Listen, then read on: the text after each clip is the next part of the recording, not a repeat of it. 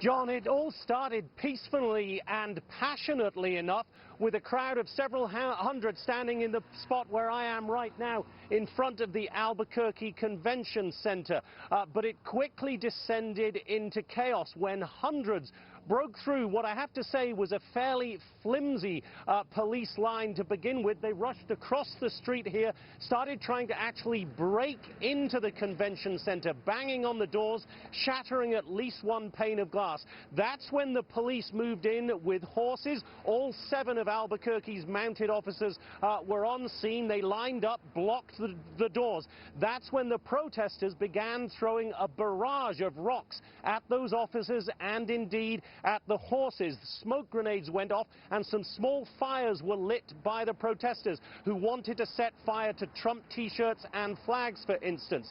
Then the police regrouped. They began pushing the protesters away from the convention center. At that point, some who were more interested, it appeared, in violence than political protest began jumping onto some of the patrol cars that were lined up all around this area. We saw one arrest being made. We're not aware of any more at this point than that one.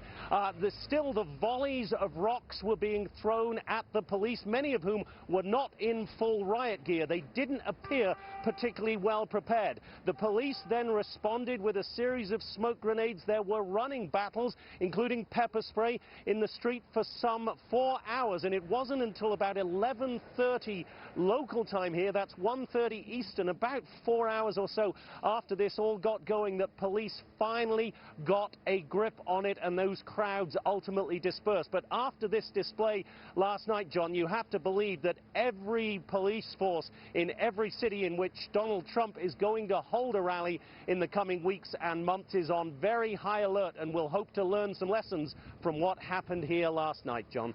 Jonathan Hunt reporting live from Albuquerque. Thank you, John.